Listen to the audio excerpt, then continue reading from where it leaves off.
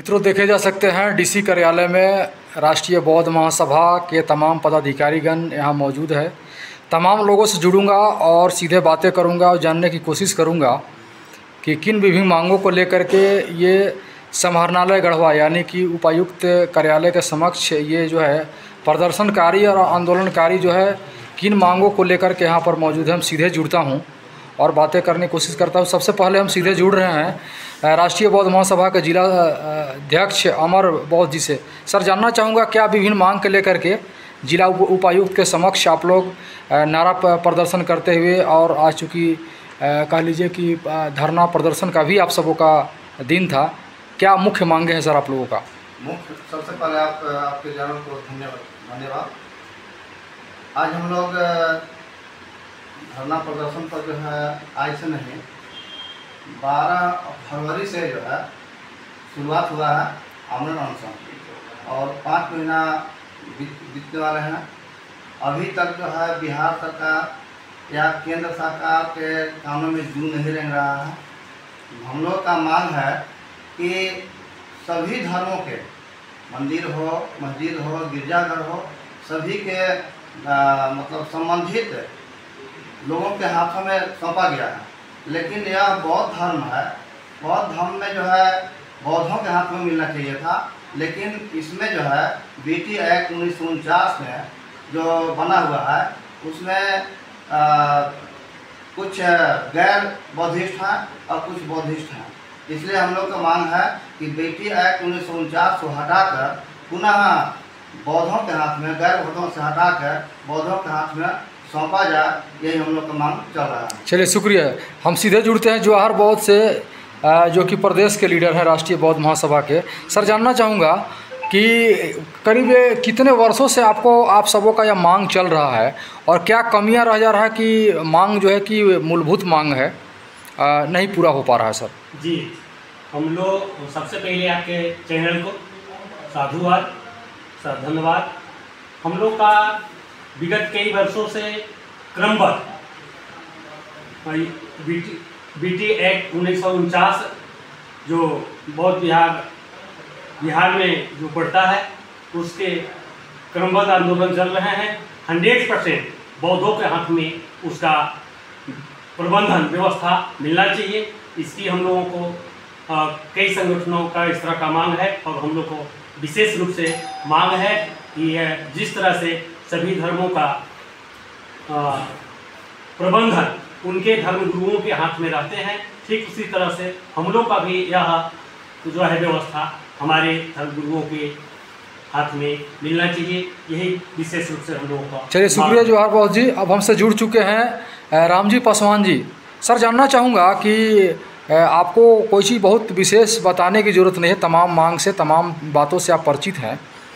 जो बहुत वर्षों पुरानी जो मांग रहा है कि बौद्ध बिहार यानी कि बोध गया को गैर बौद्धिस्ट से जो मुक्त कराने का जो मांग रहा है, किस नज़रिए से देखते हैं और कैसे पूरा हो पाएगा? क्योंकि वर्षों बीत चुका है सर, और आज़ादी के बाद से ही ये मांग जो है कि गति पकड़े हुए है, लेकिन अभी तक कोई संभावना प्रतीत नहीं होता है। सर, क्या कहेंगे? पहले मैं अपनी ओर से आपके चैनल को धन्यवाद देता हूँ कि आप ऐसे मुद्दे को अपने चैनल के माध्यम से लोगों के बीच में रखने जा रहे हैं। मैं बताऊं कि जैसे हमारे साथियों ने कहा पूर्व में कि सभी मंदिर की जो व्यवस्था है जिस धर्म के मानने वाले हैं उनकी जिम्मे है और उनके थ्रू ये कार्यभार संचालित होता है। लेकिन बिहार में बोध गया मंदिर, जहाँ पे माँ बुद्ध के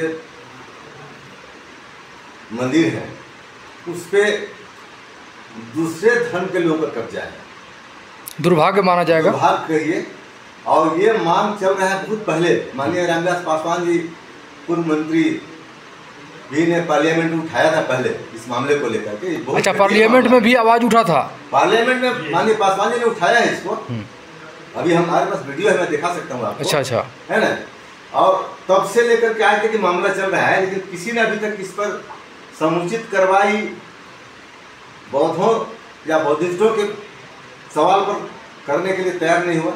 आज विगत हमारे साथियों ने कहा कि 5 महीना से धरना प्रदर्शन चल रहा है। हम मांग करते हैं आपके चैनल के माध्यम से सरकार को, केंद्र सरकार हो, राज्य सरकार हो, जिस तरह से अन्य धर्म के लोगों का मंदिर या व्यवस्था उनके जिम्मे है, उसी तरह से बौद्ध मंदिर बिहार का भी बोध गया है बौद्धिस्टों के जिम्मे होना चाहिए। कि आम जन का डिमांड है। अब ये जो संघर्ष चल रहा है और इस संघर्ष को तब तक सभी लोग मिलकर चलाएंगे जब तक ये बौद्धों के जिम्मे नहीं दिया जाता। चलिए, शुक्रिया रामजी पासवान जी। एक वकील साहब हैं हमसे जुड़ चुके हैं, जितेंद्र कुमार जी। सर जानना चाहूँगा कि आखिर सरकार का जो सॉफ्ट कॉर्नर है गैर बौद्धिस्टों के प्रति और जो ढुलमुल रवैया है, इसके पीछे क्या वजह आप मानते हैं सर?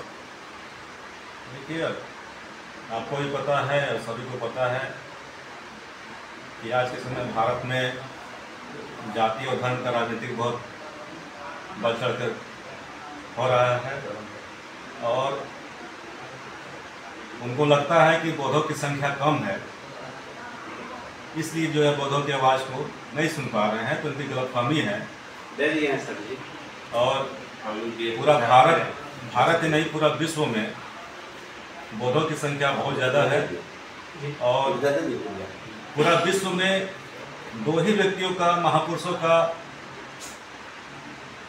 मूर्ति पूरा विश्व में लगा हुआ है। पहला है बुद्ध और दूसरा है अम्बेडकर। तो ये उनकी सोच है कि वो हमारी बात कम सोच रहे हैं कि संख्या में कम इसलिए नहीं सुन पा रहे हैं। और उन्हीं की कान तक पहुंचाने के लिए हम लोग बार बार महामहिम राष्ट्रपति महोदय एवं बिहार के मुख्यमंत्री को ज्ञापन सौंप रहे हैं और उम्मीद करते हैं कि उनका हमारे प्रति जो सॉफ्ट कॉर्नर है वो समाप्त हो और जो हमारे वर्षों से जो मांगे हैं उनको पूरा करें। शुक्रिया जितेंद्र जी, अधिवक्ता गढ़वा व्यवहार न्यायालय। अब हम सीधे जुड़ते हैं आदेश लोहार जी से।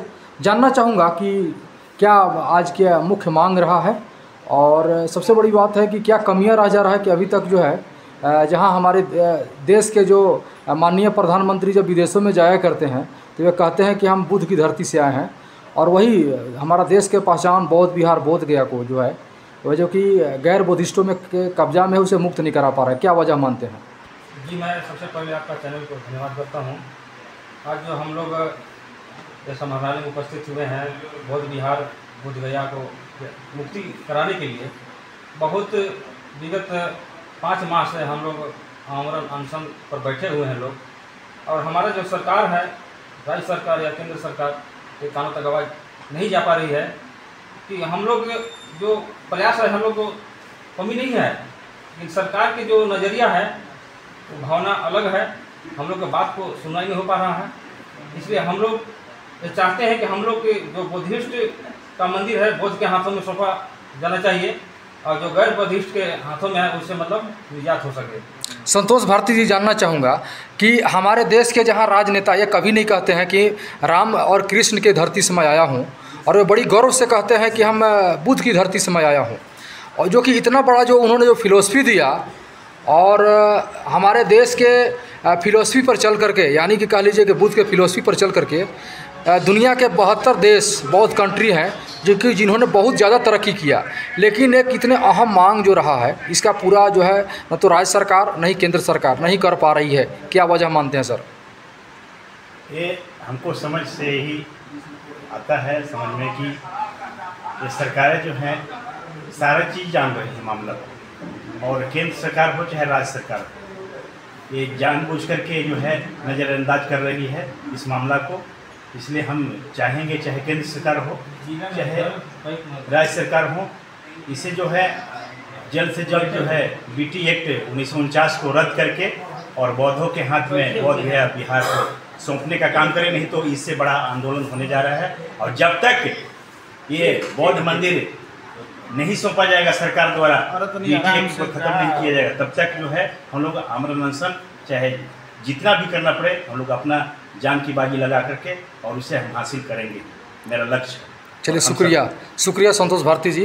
रामकेश जी, जानना चाहूँगा आपसे कि ये जो है कि बोध गया को गैर बौद्धिस्ट से जो है कि मुक्त करा देने के बाद क्या फ़ायदे आपको नज़र आता है, क्या इससे बेनिफिट क्या होगा? सबसे पहले आपके चैनल को प्यार भरा नमस्कार और जो भी दर्शक मेरे बातों को सुनेंगे उनको भी प्यार भरा नमस्कार। सर, आपको सवाल में ही जवाब है।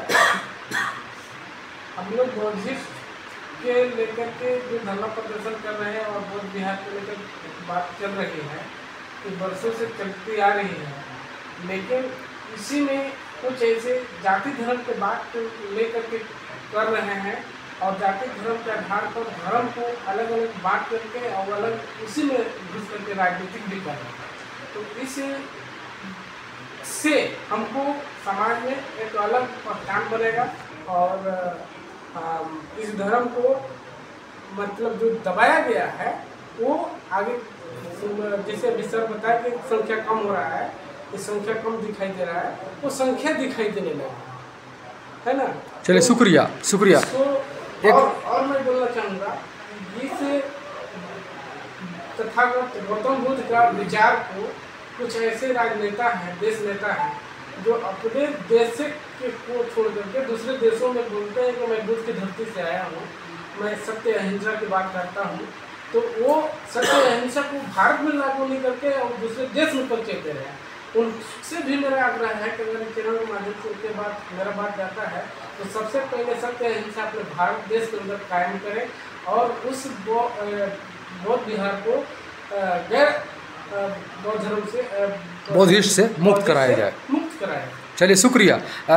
रामकेश जी, एक और शख्सियत है हमारे सामने, अजय पाल जी। अजय पाल जी, क्या आप मानते हैं कि जिस तरीके से बौद्ध धर्म पर चल करके दुनिया के 72 कंट्री आज विकसित हुए हैं, वहीं हमारा देश जो है बौद्ध कल्चर और बौद्ध रीति रिवाज और बौद्ध धर्म को छोड़ करके जितना बड़ा देश को नुकसान उठाना पड़ा, क्या कुछ कहेंगे इस मामले में आप? सर, मैं अजय पाल आपके चैनल का धन्यवाद करता हूँ और बौद्ध धर्म के बारे में हम यही बताना चाहते हैं कि हमारे जो नेता लोग हैं कहते हैं कि हम बौद्धिस्ट मैंने बौद्ध की धरती पर आए, फिर उनका जो ये क्या वे जब विदेशों में जाया करते हैं तो बड़े गर्व से कहते हैं कि बौद्ध की भूमि से मैं आया हूँ, बुद्ध की धरती से मैं आया हूँ। और वहीं बोध गया को गैर बौद्धिस्ट के कब्जा से हटाने के लिए उनका कोई पहल आज़ादी के बाद से आज तक नहीं हो पाया। मामला ये है, क्या आप मानते हैं कि जो ऐसे संगठनों का जो मांग है सही है, जायज़ है, नाजायज़ है, क्या कहेंगे? संगठन का मांग बहुत अच्छा है और जायज़ है और इस गैर बौद्धिस्ट से मुक्त कराया जाना चाहिए। यदि बौद्धिस्ट लोगों के यदि हाथों में यदि बौद्ध विहार चला जाएगा तो कह लीजिए कि बौद्ध कल्चर और संस्कृति का और ज़्यादा विकास हो पाएगा संपूर्ण भारत में, है ना। चलिए, तो मित्रों, हम समाहरणालय भवन में थे और देख पा रहे होंगे कि तमाम लोग आज उपायुक्त को जो है, हाँ सर, क्या परिचय हुआ? एक और डायनेमिक पर्सनालिटी हमें दिख रहे थे, चूँकि हम अनभिज्ञ थे इसलिए हम बात करना उचित नहीं समझ रहे थे। चलिए, हम सीधे जुड़ता हूँ, परिचय प्राप्त करूँगा। सबसे पहले अपना परिचय दे सर। मेरा नाम अमानत खान हुआ। अच्छा, अमानत खान, चलिए सर। हम आपसे पहले भी मिल चुके हैं और आपके चैनल के माध्यम से सभी लोगों को धन्यवाद करते हैं। जी सर।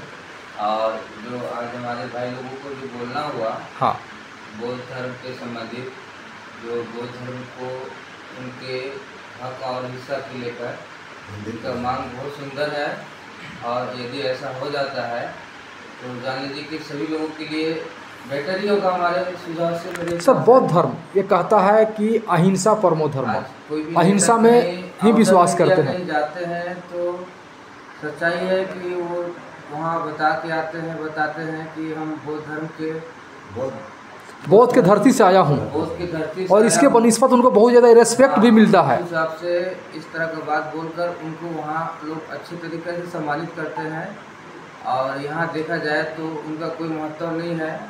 आवाज़ भी लोग उठाते हैं तो उनकी आवाज़ को दबाने का काम करते हैं। तो आज जो लोगों को बोलना हुआ है तो ये आवाज़ आपके चैनल के माध्यम से लोगों तक जाए ताकि ये इसका जो हक हिस्सा है और जो प्राथमिकता है वो मिलना चाहिए।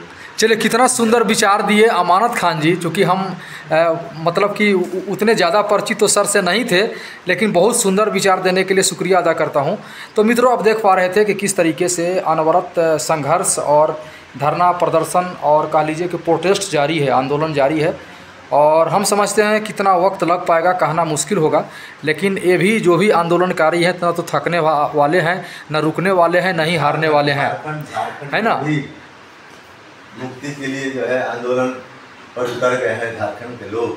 अच्छा, मतलब कि बिहार ही नहीं बल्कि झारखंड के भी लोग, है ना, ये मामला जोर शोर से बढ़ते जा रहा है ना। और ये कह लीजिए कि, और ये कह लीजिए, है ना, कि ये देशव्यापी एक आंदोलन बन चुका है ना, एक विश्वव्यापी, और यह अपना मांग को पूरा करके ही ये जो है आंदोलन जो है थमेगा। पूरे देश में ये लहर चल रहा है, और गया के महाबोधि मंदिर को बौद्धों के हाथ में जब तक सुपुर्द नहीं कर दिया जाता है तब तक यह आंदोलन चलता। चलिए, इतनी बड़ी चेतावनी आप देख पा रहे हो कि रामजी पासवान जी दे चुके हैं, तो निश्चित तौर पर इनकी बातों में दम है, क्योंकि ये एक बहुत बड़े शख्सियत रहे हैं। इनसे मैं विस्तृत बातें बाद में करूंगा। आज के इस स्पेशल एपिसोड में इतना ही। तमाम तस्वीरों को और अपडेट से अवगत आप तमाम लोगों को कराता रहूँगा। मैं हूं आप सबों का son of Jharkhand Michael lady Jameson. तब तक जय हिंद, जोहार, धन्यवाद, खुदा हाफिज़।